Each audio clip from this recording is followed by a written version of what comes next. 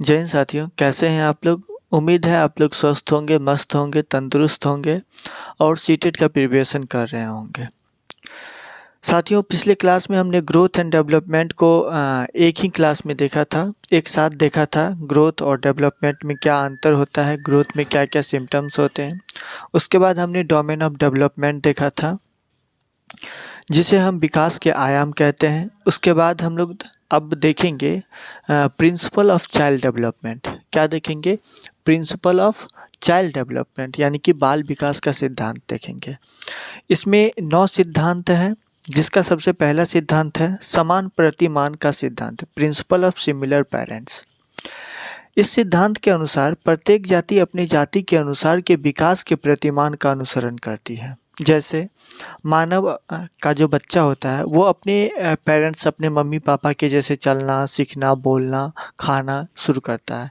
या फिर जैसे मान लीजिए कि एक हाथी है, तो वो अपने विकास, अपना जो विकास करेगा या फिर अपना जो डेवलपमेंट करेगा, वो अपने पेरेंट्स के अनुसार, यानी कि जो हाथी जानवर है उनके अनुसार चलेगा, उनके अनुसार खाना खाएगा, सब चीज़ करेगा।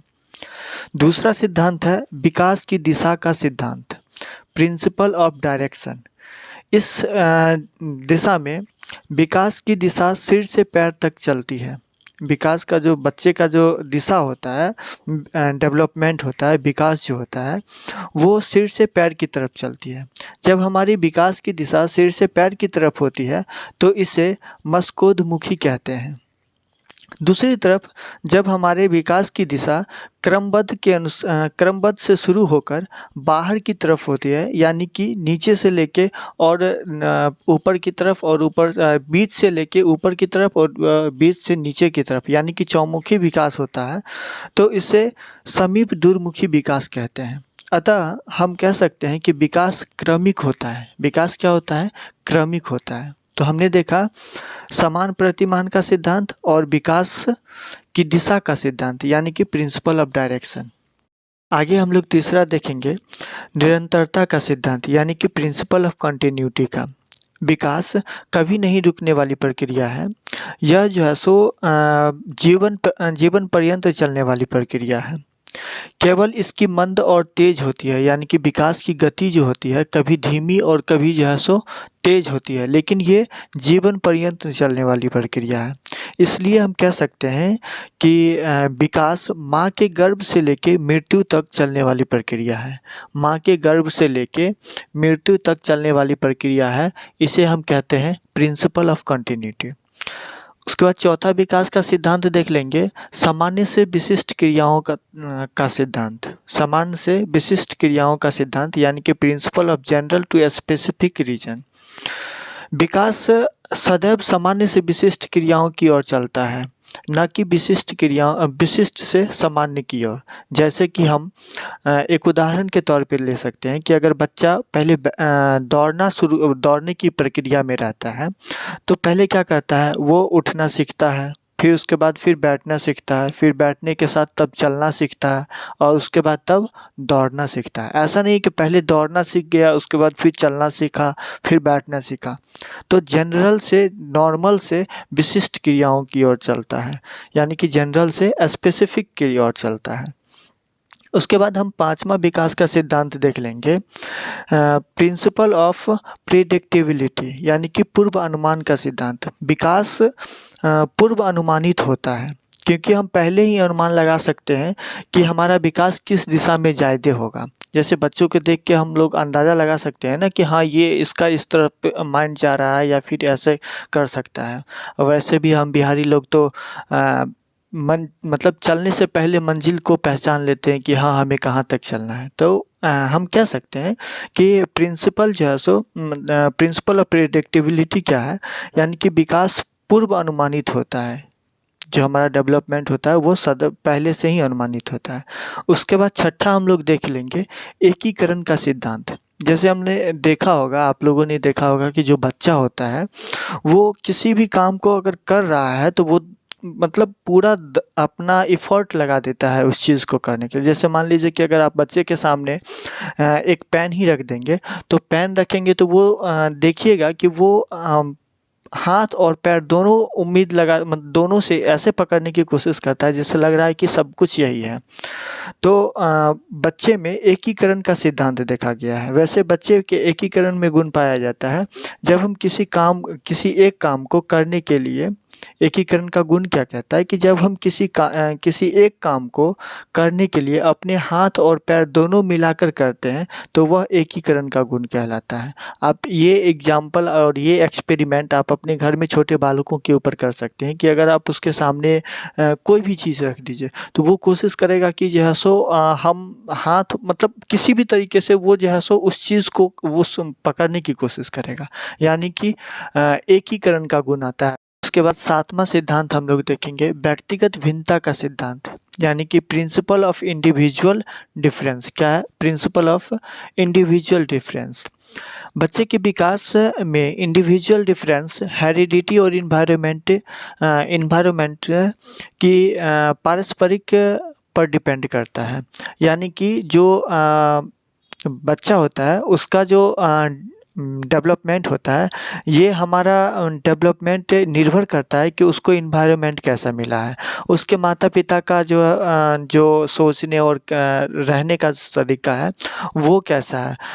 जैसे कि कहते हैं ना कि किसी भी बच्चे को अगर विकास करना है मतलब विकसित बनाना है और क्या कहते हैं उसके अंदर एक स्पेशल गुण लाना है तो उसका मतलब उसे मत सुधारिए, एक अच्छा इन्वायरमेंट दीजिए, वो खुद ब खुद सुधर जाएगा और वो उसका मतलब विकास खुद ब खुद तेज़ गति और धीमी गति से हो जाएगा। यानी कि आप जिस तरह का इन्वायरमेंट देंगे बच्चे को, बच्चे का विकास उस हिसाब से हो जाएगा।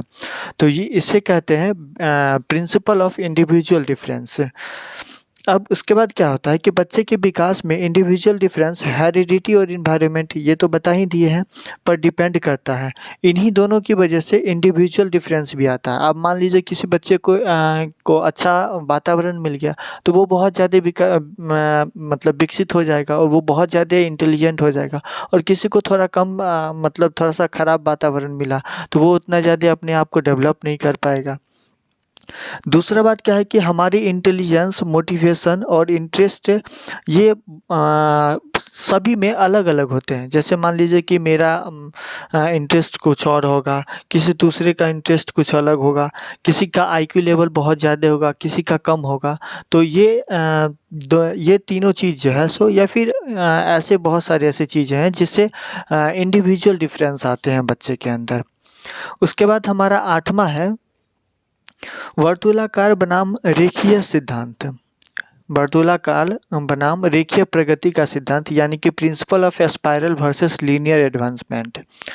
ये क्या होता है कि विकास कभी भी रेखीय नहीं होता है। जैसे मान लीजिए कि जैसे मान लीजिए कोई बच्चा है, वो जन्म से लेके 10 वर्ष की आयु तक बहुत ज़्यादा इंटेलिजेंट है, वो किसी भी चीज़ को बहुत जल्दी सीख ले रहा है, वो कोई भी काम को बहुत अच्छे तरीके से कर ले रहा है। तो ये ज़रूरी नहीं है कि वो अगर 1 से 10 साल के अंदर में बहुत इंटेलिजेंट हुआ तो वो आगे भी ऐसा ही होगा। हो सकता है उसकी विकास की गति धीमी भी हो सकती है, हो सकता है उसकी विकास की गति और तेज़ी हो सकती है। तो ये नहीं कह सकते हैं कि इसकी विकास की गति अगर एक समान रूप से चल रही है तो उसी समान रूप से चलेगी। वो स्पाइरल होता है, कभी धीमी तो कभी तेज़ हो जाती है। तो हमने दो चीज़ें देखा है। पहला देखा है कि व्यक्तिगत भिन्नता का सिद्धांत, यानी कि हर व्यक्ति में जो है सो अलग-अलग भिन्नता होती है। किसी की आईक्यू लेवल तेज़ होती है, किसी की कम होती है, किसी का इंटरेस्ट अलग होता है। उसके बाद देखा है कि बच्चे का जो विकास होता है वो हेरिडिटी और इन्वायरमेंट के ऊपर निर्भर करता है, यानी कि जो बच्चे के माता-पिता हैं उनके ऊपर निर्भर करता है। और उसके बाद दूसरा क्या है कि उसका जो एनवायरनमेंट मिला है बच्चे को, परवरिश जो मिला है वो किस माहौल में मिला है ये निर्भर करता है। हम लोग लास्ट देख लेंगे principle of inter development. Principle of inter development, इसमें क्या होता है कि शारीरिक, बौद्धिक, संवेगात्मक और सामाजिक और अन्य प्रकार के विकास अंतर संबंधित और परस्पर निर्भर करते हैं। यानी कि हमारा समाज का माहौल कैसा है, अन्य प्रकार के माहौल जैसे हम जहाँ रहते हैं इसका माहौल कैसा है, तो इन्वायरमेंट के ऊपर यह सो निर्भर करता है। या फिर हमारा शारीरिक, बौद्धिक, संवेगात्मक, शारीरिक क्षमता कैसी है, बौद्धिक क्षमता कैसी है, तो इस पे जो है सो हमारा विकास जो है सो निर्भर करता है। तो चलिए एक बार और फिर से हम लोग देख लेंगे आज हमने किन किन सिद्धांतों को देखा है। तो पहला हमने देखा था समान प्रतिमान का सिद्धांत, यानी कि प्रिंसिपल ऑफ सिमिलर पेरेंट्स, जिसमें कोई भी बच्चा जो है सो अपने गार्जियन के अनुरूप चलता है। जैसे कि मनुष्य जो है सो अपने पिताजी को देख के जो है सो अपना सब चीज़ का हर एक चीज़ का डेवलपमेंट करता है। वैसे ही जानवर जो है सो जानवर की भांति जो है सो अपने पेरेंट्स को देख के ये करता है। फिर उसके बाद देखा था प्रिंसिपल ऑफ डायरेक्शन देखा था, जिसमें कि जो है सो इम्पोर्टेंट होता है समीप दूरमुखी, जो हमारे जो है सो मध्य से शुरू हो करके और सिर मतलब बाहर की ओर जो है सो विकास होता है, वो जो है सो इम्पोर्टेंट होता है। फिर हमने तीसरा सिद्धांत देखा था प्रिंसिपल ऑफ कंटिन्यूटी, यानी कि जो विकास का जो सिद्धांत है वो कंटिन्यू चलते रहता है, जीवन पर्यंत चलते रहता है। फिर हमने देखा था चौथा नंबर पे principle of general to specific, यानी कि सामान्य से विशिष्ट की ओर चलता था, विकास चलता है। जैसे हमने बैठना शुरू किया, फिर चलना शुरू किया, तब फिर दौड़ना शुरू किया, तो ऐसे सामान्य से विशिष्ट की ओर, ना कि विशिष्ट की ओर विशिष्ट से समान की ओर कभी नहीं चलता है। ये याद रख लीजिएगा, ये सब चीज़ें क्वेश्चन आते हैं, वन लाइन क्वेश्चन में आएगा और ये इम्पोर्टेंट, बहुत ज़्यादा इम्पोर्टेंट रहता है। यही छोटी छोटी बातें आपको 1 नंबर दे के चला जाएगा। फिर उसके बाद पाँचवा सिद्धांत था प्रिंसिपल ऑफ प्रेडिक्टेबिलिटी, यानी कि पूर्वानुमान का सिद्धांत। विकास जो है सो पूर्वानुमानित होता है। फिर हमने छठा में देखा था प्रिंसिपल ऑफ यूनिटरी प्रोसेस, यानी कि एकीकरण का सिद्धांत। अगर बच्चे कोई भी काम करते हैं तो वो अपना पूरा फोर्स और अपना पूरा बल उसी काम को करने के लिए करने में लगा देते हैं। फिर सातवां देखा था व्यक्तिगत भिन्नता का सिद्धांत, जिसको हमने अच्छे से एक्सप्लेन किया है।